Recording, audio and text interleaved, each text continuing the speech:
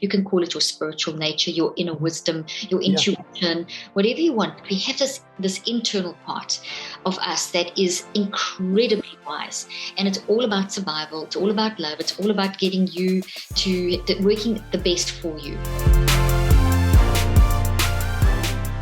I'm super stoked to talk to you. I've been following your work now for several years.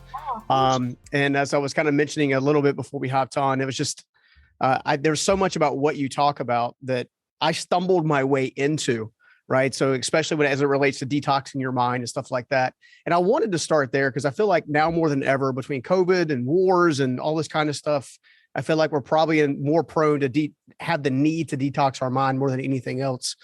Talk to me about the detoxing of the mind. Well, that's a great place to start. And yes, there is so much going on, and there's always something going on, but there's like a lot of major big things going on at the moment. And basically detoxing the mind is having a deep understanding of what the mind is and what the brain is and what the mind does and what the brain does and what the role we play in the whole thing. Mm-hmm. And so when we talk about detoxing, immediately people often think of like juicing and exercise and things like that.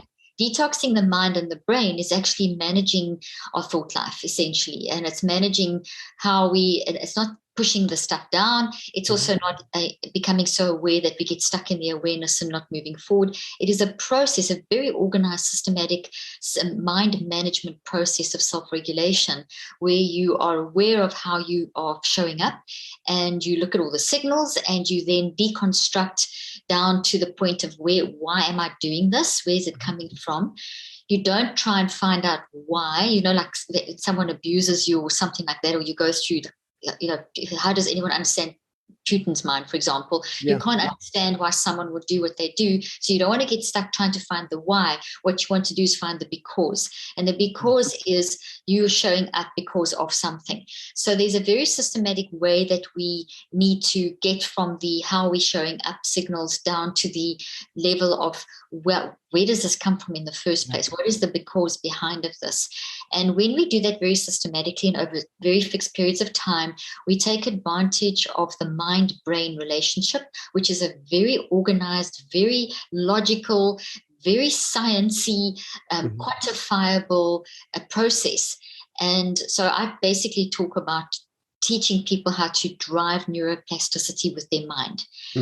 And it sounds like something that's impossible to do. If you think about thoughts, they're always all over the place. You've always got so many thoughts, and thoughts are driving us. Well, that's quite correct. Thoughts do drive us. Thoughts are the product of the mind, actually. There's something that comes behind the thoughts, and that's the mind. And the mind is actually helping us experience life and building life into the brain. So the mind's not the same as the brain.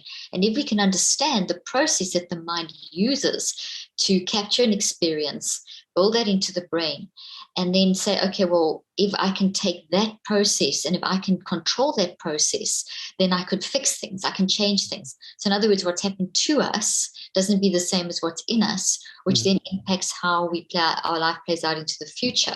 I mean, your story is a classic case in point of going through that process. And then, we can dive in deeper, but basically one of the things about the mind is that your mind is your aliveness. It's your everything. It's the difference between you and I and a dead person and the viewers and listeners is our mind. So you get the brain and the body, and then the brain and the body are nothing without the mind. They basically disintegrate. But because of the mind, which is our aliveness, our ability to think and feel and choose and experience, because of that, the brain and the body work. So the brain and the body work because of the mind. The mind is the energy source for the brain and the body. So the mind shows up in the brain and the body. We talk about the embodied mind in the brain and the body. So the pattern of the brain and the body follow the pattern of the mind. And understanding that is how you pretty much detox your thought life. Those are the basic principles, and we can dive deeper as we're going along. Yeah, absolutely. Well, let me ask you this, because I've always assumed that my brain was my mind. Kind of scenario. So I want to break that apart if you don't mind spending a couple more minutes on that. Cause even when I'm listening to everything you're saying, it's like, okay, well, I've always believed my brain was my mind and my mind was maybe my soul or something like that. How do we distinguish them? And it's an excellent question, and it's the best place to start. And it's what I've spent 38 years researching. So essentially, the easiest the way to understand this, as I mentioned already, and I'm going to say it again, we are alive. We can talk. We can communicate. We are making 810,000 cells every second. We are, if we put EKG on your heart, we would see a response. If I put a QEEG on your brain, which is this technology I use for my neuroscientific research, we would see a response because you're alive. But if I had a dead person sitting next to me, we wouldn't see any response with any of those technologies. So the mind is the difference between a dead person and an alive person. Okay. The most obvious thing, it's your mind that's enabling you to have this conversation, to run this podcast, to be a friend, a parent, a podcaster, or whatever it is that you do, your 7 businesses that you run, you're communicating and experiencing life. So our mind is this ability that we have as humans, our aliveness, to think and to feel and to choose in response to life's experiences. And we take those with our mind. So our mind is this almost like this energy force, this agent that enables us to be human. It takes the experience, and then it needs something. It needs the brain to store the experience in. So the brain is pretty much a very fancy storage unit, like a hard drive. Like a hard drive. Okay. It's pretty much like a computer, but it's very much it's a much more complicated than a computer. Computer is simple in comparison to the brain, but it is kind of a computer, and our mind would be the plugging the computer on to get energy going so that the computer actually switches on. It would be the software that's developed to make the computer work, and then it's the installation of the software, and then it's the operation of the software, and then it's using the software to do all the Zoom and whatever. All that's mind. All of those things are mind. The brain is just the computer, the hardware. It can do absolutely nothing until we've done all the other stuff. So if you look at it like that, your mind is what's basically driving you. So you can go 3 weeks without food, 3 days without water, 3 minutes without oxygen, but you can't even go 3 seconds without your mind working. Your mind is the driving force behind everything. It makes the brain work. So as you're experiencing something like now, if we linked you up to brain technology, we would see this conversation creating all kinds of energetic responses inside of your brain. If you put you in an fMRI, we would see electromagnetic responses and so on. So in other words, we are seeing obviously your mind uses your brain. So your brain is always responding, but it's exactly that. It's responding. It's responding to what you're experiencing. And it doesn't stop. It's doing it all day long because your mind never stops. Your mind never stops. So it's on a spiritual level, you could say your mind is your spirit and your soul. If you want to, use spiritual terminology, and your brain is the physical, and the body is the physical. So that's kind of, does that make sense? I mean, that makes a lot. Yeah, that's a lot clearer for me for sure. So here's the brain, and generally for the last 40 years, since we've become so advanced with neuroscience, we've become neurocentric. And what that means is we've become brain-centric. Everything's about the brain. And even to the point where brain is used as a synonym for mind, but they're totally different things. That's why I wanted to get confused, because I was like, wait a minute, I thought brain was the mind. I'm confused. I know. And the mind is often referred to even as the hard question of science. But I always say to scientists when they say that, and to people when they ask me, I say to them, it's the most obvious question of science. Without your mind, you couldn't have even posed that question. Yeah. It's your mind that enables you to think and philosophize and ask questions and experience life and have your, respond to nurture, nature, everything. And then there's different levels of mind. I don't know if you want me to go into that, because it's please. Quite fascinating in relation to kind of your story that you briefly told me about and what I know your podcast is about. But essentially, this mind is this, as I've described, this energy force. We can measure mind in many different ways. We can use things like quantum physics. We can use gravitational field readings. You can use electromagnetics. You can use, once we get chemical responses inside of our brain and our body, electromagnetic signals. So all the things that we know a live person generates, and has, in and around them, we have a field around us. I mean, all this is hardcore science. It's been known for years. Einstein started this work back in the 1920s with the photoelectric effect. So this is a fact. And you can walk past someone and, that static that you feel, that shows how we as humans are emitting these photons all the time. But if you did, that's not happening. So the mind is all this energy stuff. On a psychological level, the mind is think, feel, choose. Think, feel, choose. It's the ability to think, feel, and choose in response to you, and vice versa. Now, there's different levels. There's the conscious mind that's awake when we're awake. And we often hear people talk about a stream of consciousness. Yeah. And, the stream of consciousness sounds so fancy, but what it really is that 40 times a second, which is quite fast, we have these bursts of consciousness like a comic strip. So if you think of a comic strip, when you watch an animated movie, you watch, one movement, Mickey Mouse throwing his arms around or whatever. But that's made up of probably up to 400 images for that little maybe 3-second, 10-second. And that's how your mind works. Your mind has conscious bursts of activity that are all put together as a stream of consciousness. And we experience that more or less every 10 seconds. So more or less every 10 seconds, we have a conscious awareness of what we're thinking about, conscious awareness of what we're focusing on. And then that builds up to, so the 40 seconds builds to the 10 seconds builds to our daily being awake and responding to life. Now, all of that, however, is driven by the non-conscious. And people always battle with this concept because it's not the unconscious. The unconscious is when you're asleep or when you're knocked out or when you're under anesthetic. That's unconscious. Non-conscious is a very, very active, dynamically active, the most intelligent part of you. And the non-conscious mind is the biggest part of who you are. Is that the same as the subconscious? No, the subconscious is the bridge between the unconscious and the conscious mind. So it's conscious mind, bridge, subconscious. So it's just below consciousness, and then non-conscious. So the non-conscious is the biggest part. The subconscious is the little thin bridge between the two, and the consciousness is up here. Consciousness is the smallest part, the slowest part, but it has veto power. So it can override decisions. And it's what it kind of is doing. It's doing a lot of the change work, but it doesn't do it on its own because the non-conscious mind is working 24/7. Your conscious mind goes to sleep when you go to sleep. Your non-conscious mind never sleeps. The subconscious mind is only awake when you're awake as well, because the subconscious mind is the bridge between the two. So like right now, as I'm talking, what's happening is I'm prompting all kinds of thoughts in you and the listeners and viewers. And those thoughts are inside the non-conscious mind. And they somehow related to what I'm saying. I'm triggering something. And though what I'm triggering are thoughts to move from the non-conscious through the subconscious into the conscious mind. And we have about 7 to 10 of these every 10 seconds or so. Sometimes it's more than that, depending on what the subject matter is and so on, and the state of mind that you're in. So that's happening. They're going up and down all the time. So the stuff that's coming up, these thoughts that I'm triggering, those are actual thoughts. And a thought is like a cluster of memories. And it clusters into an organized shape like a tree. So here I've got a little plant. That's what a thought looks like. It's a cluster of memories that organizes itself into a tree shape. That's why we talk about the brain having an arbor-like structure, tree-like structure. And all the little branches are the memories that have clustered together into these thoughts. And these memories contain the details of experiences. So, for example, this discussion now would be on the mind-brain connection, or whatever you've termed it, or mental health or whatever, the neuroscience of mind. I don't know what you're going to, whatever you call this podcast, that would be the name of this thought cluster. And the details that we're speaking about as you ask me questions and as I answer, those are going to basically be the root system.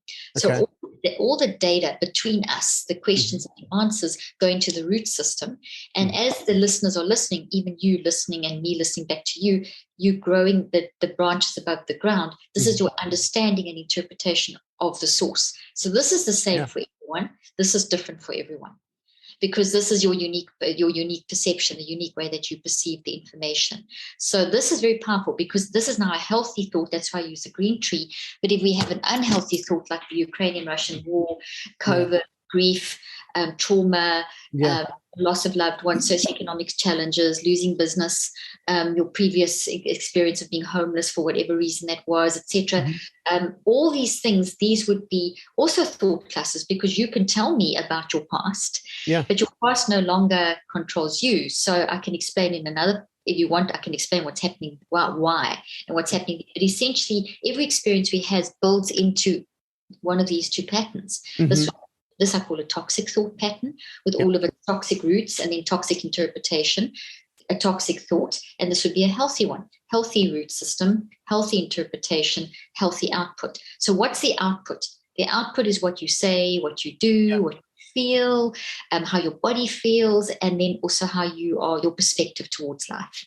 So this would all be healthy, whereas this would be negative. So this would be things like maybe depression, sadness, anxiety, frustration, irritation. I hate myself. I'm not good enough. I can't do this. Life sucks. Pain in your body, that kind of thing. So none of those are bad. Yeah. In themselves, because, and that sounds so crazy, none of those are bad, because all of those are actually messengers. If you see them as bad, then you're going to try and eliminate them or get rid of them, or make them go away, and then you push them down. And like, if you ever tried pushing a beach ball down it just pops right back up. Yeah. Exactly. That's what these are going to do. They pop back in, once again, what you say and what you do, because these thoughts are the source of everything you say and do, and everything you feel, and your perspective on life. Well, so scientifically, I'm curious. So my life, obviously, and many people that we're trying to inspire and encourage to kind of make that shift themselves, started off with, I almost took my life, right? So I've got the rotten tree over here. I feel very blessed and fortunate. I found my faith along the way and stuff like that. Now I've got the big green tree. What happened in me? How did I do that? Okay, scientifically? So that's the great question. So and that goes back to your first question, which is how do we detox the brain and how do we detox the mind? Mm-hmm. So in this, what happened here? So let me start over here. Let me split this down and explain quickly. This is fun, by the way. I geek out on this stuff. I love this stuff. I know, it's fascinating. I teach this all the time and I never get enough of it because it's just unreal. I'm still doing research and clinical trials, and every day I'm doing research in this area, and it's just unbelievably interesting.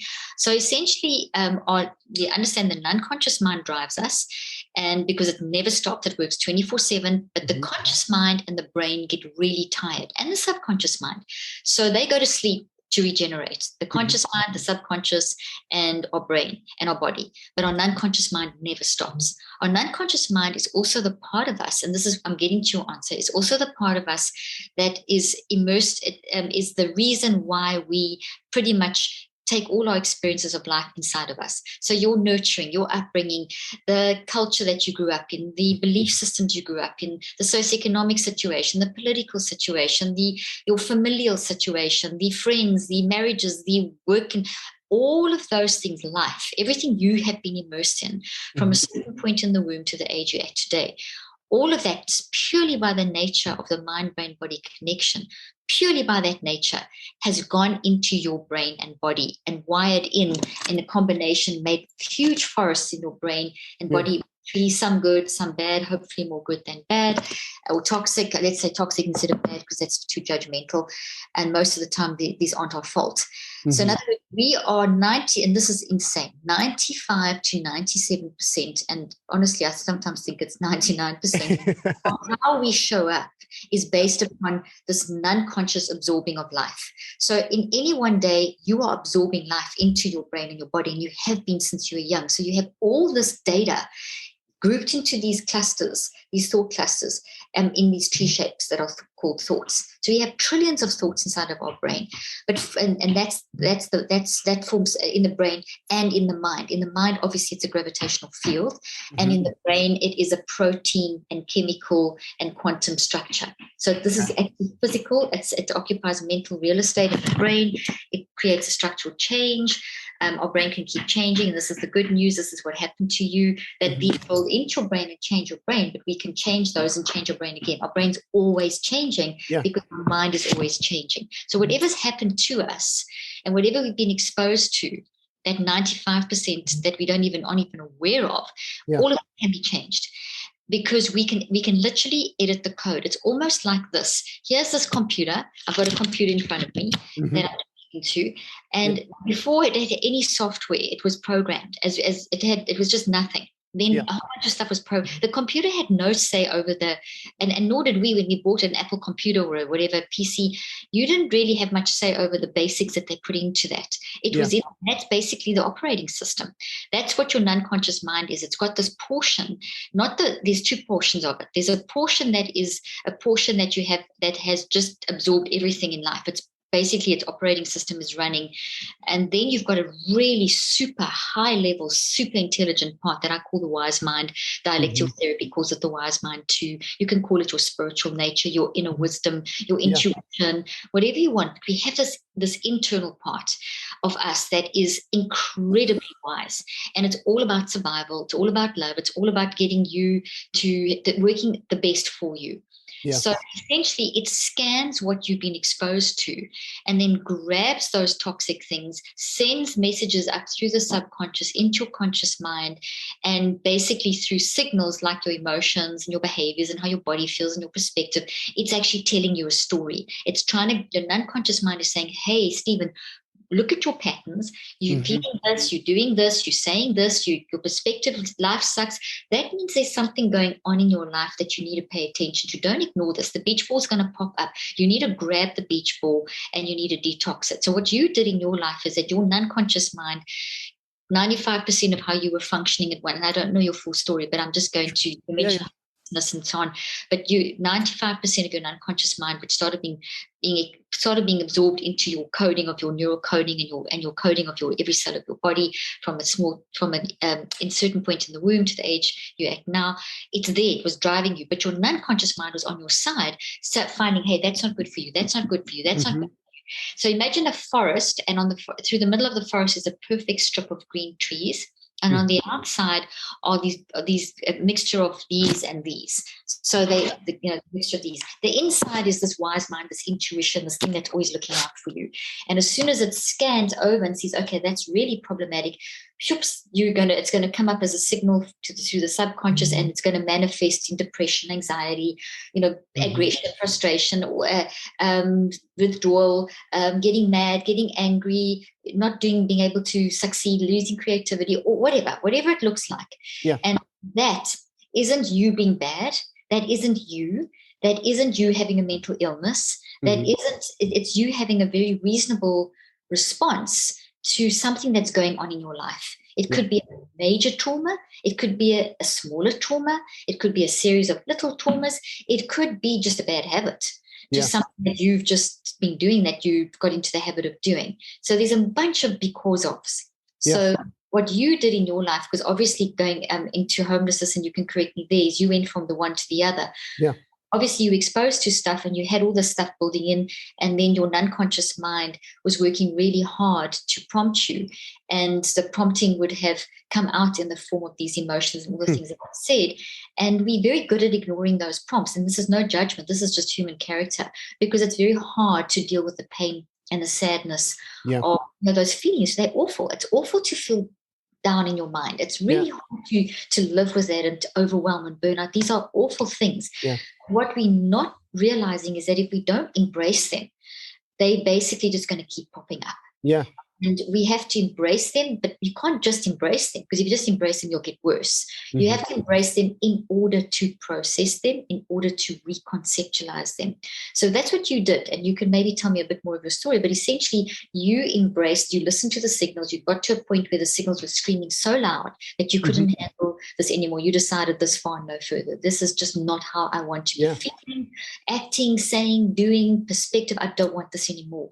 And so began a journey for you of finding, okay, where did this, and you didn't know the science, but basically you listened to the signals. It took you to not just one, probably a whole series, maybe.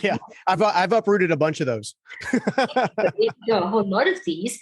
And then you did the work of deconstructing. You reverse engineered. You, from the thought to the interpretation, you saw how you were seeing yourself, you found the cause, and then it was a situation of, okay, this is what's happened to me now. What can I do about it? And so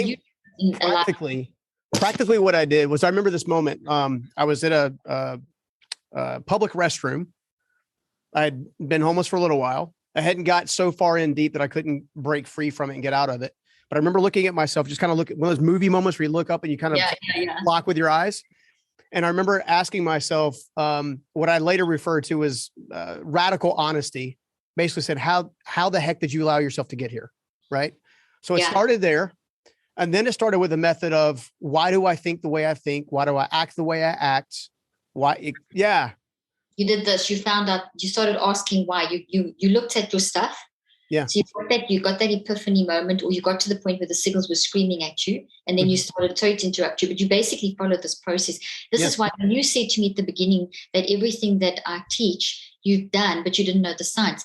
That's exactly true. What I'm here to do is elucidate the science to everyone and give the system to everyone so that you can use the system to do what you did, which makes it easier. Because I'm sure your whole objective of your podcast, which from what I've read about you, is to help people learn from what you've learned so that they can have an easier time of it, that they can get to the place they want to get to maybe quicker than what you did or something. Yeah. Well, I discovered a long time ago that the greatest purpose in life is serving the person you used to be. Right. So the person I used to be was the homeless kid, the broke kid, the aspiring entrepreneur that couldn't get ahead, or in theory wasn't getting ahead, or all this kind of stuff. And then as I began digging into this, I'm a person of faith. So I had a massive divine encounter that kind of shifted about that time that I had the mirror moment. And that's kind of what kind of got me. So we went through radical honesty to assessment to what I could refer to as find and replace, almost like a Word document. I don't want that word. I'll replace it with this one, right? So I assume that's the same thing in the science, right? Pretty much. So essentially, as soon as you had that epiphany moment and you started responding to the signals that were screaming in your face, and you decided you didn't want that anymore, you didn't want to feel like that kind of thing. That would then, the minute that is your unconscious waving a red flag, you actually stopped and looked at the red flags. And that then would have immediately have taken you into your unconscious mind. And you wouldn't have realized this, but all the thoughts with their clusters of detail would have come up. And as soon as they come into your conscious mind, there's something amazing that happens. They become weakened. And this is what neuroplasticity is. Neuroplasticity is the weakening of a structure in the brain in order to change it in the way that you want to change it. If it's this, you want to make it bigger. If it's this, you want to take this energy and put it into that and make it really small. You can see it's kind of disappearing underneath there. Because your story never goes away. If your story was completely eliminated, you wouldn't be able to talk about it. So, but you can talk about it now in terms of this, because this is now dominating, and that took time to do. That took time. Oh, that's so good. That's so good. That is so good. I do have a bit of a selfish question. So I've been on my faith journey for a number of years, right? I'm very firm in my faith. I'm a follower of Jesus, and that's just my direction. Obviously, I don't push that in any one person. It sounds like to me that the non-conscious mind, I could, in some cases, refer to as the divine mind or something like that. But the spiritual part, it's the deep spiritual part of you that's connected to, as you quite rightly say, all of us have, every human, even if they deny it, has a sense, I believe, of spirituality. Yeah, for sure.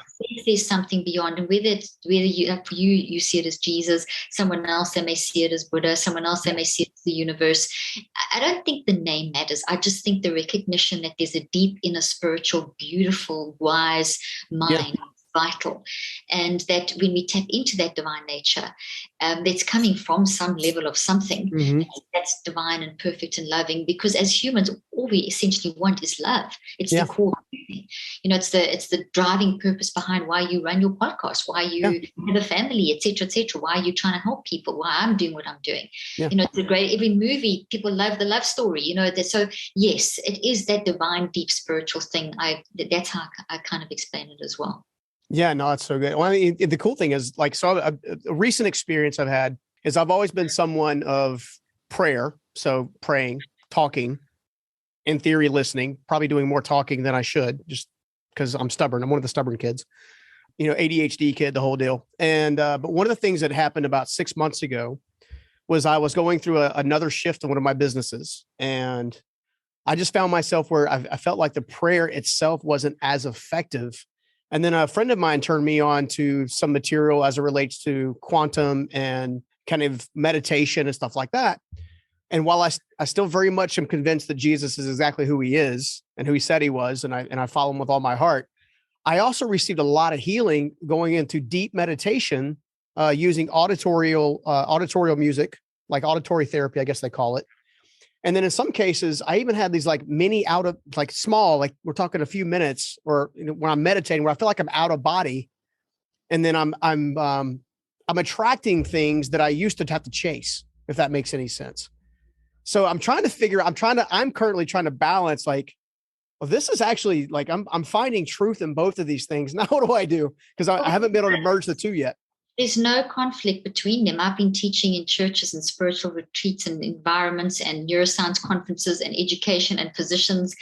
I teach across the board because there's no difference between science and spirituality at all. Okay. They are sides of the same coin. It's two different languages.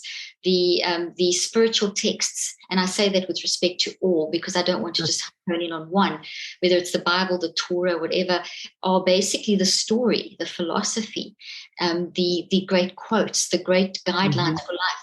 And science is how it works. It's how it works. So if we believe that there is, I mean, just look at the complexity of the human brain. It's phenomenal. There's nothing wrong with understanding the science of physics, the science of the brain. The vibrations, this information that you're storing as little memories inside this thought are all quantum vibrations. The vibrations around you, it's quantum just means energy. And and energy is basically what keeps us alive. No energy, you don't exist.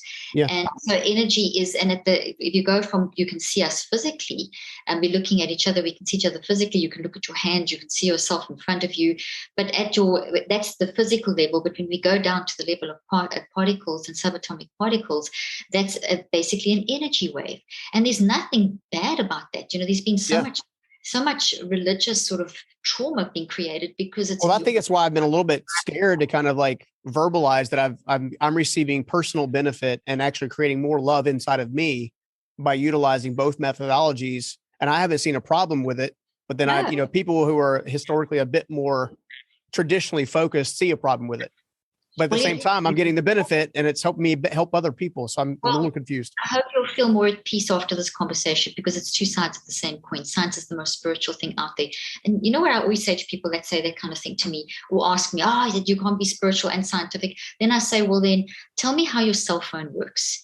And tell me how Wi-Fi works. And if you don't believe in things like energy forces, etc., then you cannot use your cell phone. You cannot use Wi-Fi. You shouldn't be eating. You should live in homes. You should pretty much not exist because everything that you are questioning is basically the science and the how-to of how we function in this world, how our brain works, our body works, how the world works, how all of those things. I mean, Sona, Instagram, medical technology, everything works on energy. So that's generally what I say to them. You know, you can't split hairs like that. Science is how-to, and spirituality is the philosophy. And the philosophy, you have to have both to have balance. You have to have the philosophy and you have to have the how-to. So that's kind of how I explain that. So yes, it would be, that kind of experience. Sound is I'm speaking sound now, it's auditory sound waves. So we're sending auditory sound waves to each other. There's the theory of entanglement that's occurring because we have this conversation. These sound waves are going into your across your whole entire body as a quantum wave. What you're seeing is going. So all of this is, and with our mind, that's pretty much our mind. Our mind is taking that and making sense of that inside of our bodies. So if we are managing our mind, if we are acknowledging, I feel this depression, I don't push it away, I don't try and push the ball down, I embrace it for what the message it can bring to me, I'm then growing and seeing, okay, well, this is telling me something. What is the because? And then no longer is that depression a bad thing. It's a messenger. And then you can learn to manage it. But when we say things like you shouldn't be depressed, why not? Depression is part of your character development. Depression is that's true. That's very true. Yeah, there's we've got a very weird, distorted view over the last 40 years of any emotion being an illness or any different experience. Do you think that maybe is tied around and this is a loaded question, so take it however you want to go with it. Do you think some of that might have to do with the business and the marketing of the pharmaceutical side of things? For sure. I mean, it's definitely, these millions and billions of euros and dollars that have been spent on trying to find the neurobiological correlates of mental health. Meanwhile, there is whatever you go through will show up in your brain and affect your brain. I've done direct research showing that. And 150 years of modern science showing that research. But that's not the cause. That is the result. It's the effect. So we can't say that if you have lost a loved one and you're still grieving after 3 months, in the new DSM that was just released in March, they now have another disorder, extended grief disorder. So now you have a disease because you're still sad about losing someone. Grief has got no timeline. Grief never goes away. You just learn to live with it over time. And so they take things that are the biomedical model, and there's a whole lot of scientists that are we've been shouting for years, and things are starting to shift. where we've gone from I've watched this trajectory over the last 40 years. Started in about the 40s and in 50s, where we started shifting. There was a shift from seeing the whole human and their experience and the impact on them and extreme impact, creating extreme mental states, but as a human experience, and a reasonable response to an adverse experience. Shifting it over to, you've got 5 days of feeling depressed and can't get out of bed and can't sleep. Now suddenly you've got a disease, and looking for the cause being inside the brain, that your brain, there's something wrong with you, with your brain. That's why you're depressed. There's a chemical imbalance. This is all a myth. It's not even science. Years later, they have spent millions on all these projects that published papers and things that tell us incredible stuff about what happens to the brain and the body because of trauma or life experiences, etc. But they're shifting that. Instead of looking at that gold mine of data in that respect, they're trying to find, this is the cause, so therefore we must medicate that. So it's always the drive towards, let's find a medication. Meanwhile, those psychotropic drugs are not medications. I unfortunately, I took some long time ago, and they never benefited me. What benefited me was going through a process of being okay with myself, just being okay that I was where I was, just kind of accepting it. It's okay to be honest. Yeah. So kind of getting there, and then beginning to pray and meditate and just study, and then be more active. Like my baby steps from getting out of severe depression I just took a step a day. And then before long, I was living in what I would assume to be a normal life. Exactly. There you go. That's exactly it. We've got to embrace that. And that's enriched you. Your story and experience of depression has given you more empathy for others. It's developed character. You're a richer and deeper person because of that. You've got a depth to you that you wouldn't have had. It was an experience. And I'm not saying that, no abuse is valid. No, anything terrible happening is the bad things happen to good people, and they're terrible. And you can't change your story, but we can change what's in us. We don't have to let that control us for the rest of our life. We have to honor the story, but we need to embrace process and reconceptualize so that we can move forward. And that means there's going to be periods of grief and depression, and that's okay. As I say in my latest book, Cleaning Up a Mental Mess, that's what it's called. And my podcast is called Cleaning Up a Mental Mess. It's okay to be a mess as long as we're managing it, as long as we clean it up. And in that way, we develop resilience. And when we're stronger, we can then make a difference in society. We can start fighting the societal things that are so wrong. But our environment's the cause, not the brain. The brain's not the cause. Your genes are not the cause. It's the environment. And yes, the impact of life on our brain and body does carry through generations. That's called epigenetics. I talk about epigenetics and quantum physics and everything in this book. And in materials which is fantastic, by the way. I'm about halfway through in the audio version, just for the record. I've rather enjoyed it. Before I want to come back to the book for just a second, and I know we're on a time crunch here in just a second, but something that was mentioned. So I got a good friend of mine in the thought leadership industry, who one of his things he talks about is someone taught him to vibrate at a higher frequency. That's how he refers to it. And I'm curious to know, with the electromagnetic field, is there scientific evidence to show that someone's quote unquote their energy, their field is vibrating or not resonating as high as another field? Well, what that basically means in simple language is that our brain has different frequencies, and that's the delta, theta, alpha, beta, gamma, high beta, and high gamma, and they work together across the left and the right side of the brain in like a wave form. The waves of the sea, where you've got the big waves and then slightly smaller waves, and then they build up to a crest and the white crest. They crash on the beach, and there's little waves, and then they go back again. And that cycle is how those different waves work. So the gamma waves, for example, would be the little waves, and the very big waves in the deeper out to sea would be your delta, theta, so on. So if you think of it like that wave analogy, that's what that person's talking about. So when someone is in this state, this actually creates damage in the brain, because this is damage. These proteins aren't folded correctly. The immune system responds by doesn't see any difference between a toxic thought and a bacteria or a virus like COVID. It treats it in the same way. So there's inflammation. It's trying to get rid of it. It's a physical aberration. This causes a disruption in those waves. So then if you are whatever you think about the most grows. So this is where your spotlight is shining, and you've got this huge forest, but this is where you're shining the spotlight, and this is what you're living in this mode. Your this frequency is not a balanced frequency at all. It is a very imbalanced frequency across left and right side of the brain. And it's going to be like little tsunamis and big tsunamis, and just complete disruption, which disrupts the electrical chemical balance, electromagnetic balance, etc. So when someone calms down through breathing, through meditation, and then you've got to go beyond. Those just stop the process. If you just stop there, you'll get worse. If you just go to awareness, you'll get worse. You have to go beyond. You have to go from the brain. You have to go from brain preparation, which is all the breathing, meditation, that kind of stuff, into awareness, then into management of that awareness, which is reflecting and different stages of writing and reconceptualizing, and which is what I've built in. I've developed that system called the Neurocycle. I talk about that in here. And I have an app as well called the Neurocycle App, which is available on iTunes and Google Play. And this is what I've developed over 38 years with my patients who had trauma and various different issues.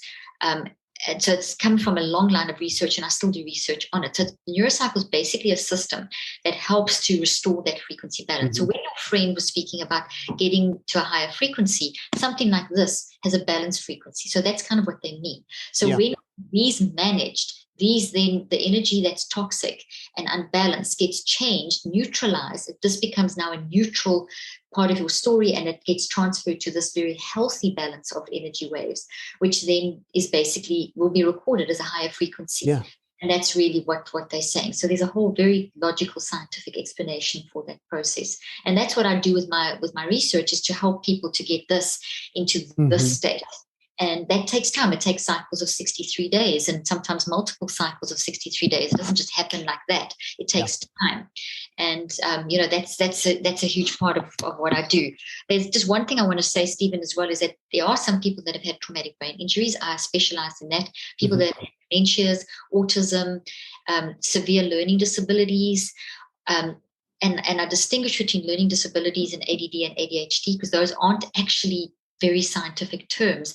They are actually symptoms of learning disabilities. They're used as a mental health category, but they're not actually. So what we need to do is distinguish. And I just want to make this point for everyone listening: is we get things that happen in the brain, like people have a stroke, or they have a heart attack and it affects the brain. They have a traumatic brain injury. They maybe have a tumor. They maybe have cancer, and the medication has damaged parts of the brain, etc. The brain is neuroplastic, so the brain can change. So a lot of those things can heal. A lot of the work I did was in traumatic brain injury, where you could heal from that. Those are neurological issues, and they do result in emotional stuff. You do get depression, and mental health stuff can. So that's the neurological side. But the majority, if that's ruled out, if you haven't got one of those, the eye, a tumor, a stroke, something like that, a medication-induced sort of damage to the brain, that kind of thing, then generally the experience that you're feeling is coming from life experiences. So it's not that you're imagining it. It's so important, because your mind is 99% of who you are. So you don't need a disease label to validate your experience. You don't need to say, oh, I've got something wrong with my brain, therefore I'm allowed to be depressed. No, you're allowed to be depressed because something's going on, and embrace that depression to find out what's going on. And I say that because there's a lot of stigma around this whole area and this discussion, which you've probably experienced in your journey. Yeah, absolutely. No, I mean, you're one of the few people that I trust when it comes to mind-body connection, not just the science, but also how it kind of rebuilds and stuff like that. It's why I had to have you on the show. I appreciate all your time for sure. I do want to hear just a little bit more about the app. What can all of our listeners or our viewers learn more about the app? Where can they find the app? They can obviously pick up the book. The book's fantastic. Everybody needs to read it for sure. But where can they learn more about the app as well?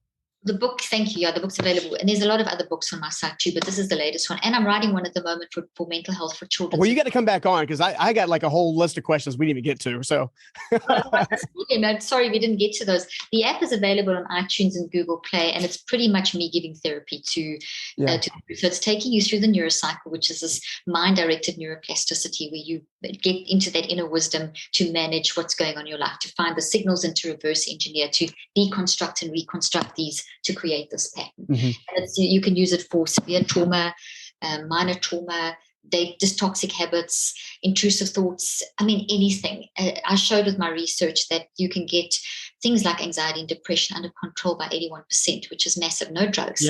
It's just purely mind work. So the Neurocycle app walks you through that with audio, with visual, with written, and in cycles of 63 days, because I've done the science showing how long does it take to actually rewire the brain or, edit the code of the brain. Yeah. And it's not 21 days, it's not 4 days, it's cycles of 63 days. And sometimes, I'm sure with your case, you didn't heal in one day. I think it was probably 63 days cycles, like going up a set of stairs, like exactly. 63, 63. The rest of your life. Yeah, exactly. Yeah. You might have you might do 4 cycles to get a major thing under control, and then you do another 4 cycles to do another, and then another 6, and then another. It's an ongoing renewing of the mind process, basically. Yeah. Well, look, I can't thank you enough for spending some time with us.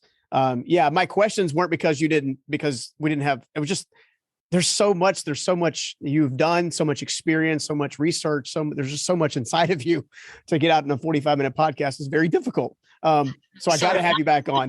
I get so excited that I want to share everything. So sorry. Well, I'm the same way. Like I can totally geek out on this for days. This is like my wheelhouse. I love the brain and the mind. I guess the brain and the mind connection, right? So, but no, I appreciate it. I'll put all the show links and stuff in place to make sure everybody can find you on social, as well as pick up the app, as well as the book. Just thank you. Thank you. Thank you so much. It's great meeting you, and thank you for the great discussion. I've loved it. Likewise. Take care. You too. Thank you. Bye. I hope you liked that video. And if you did, make sure you check out this next video right here. I think it's so easy to fantasize around an idea and then spend a whole ton of money to set up that idea and then actually create something that nobody wants.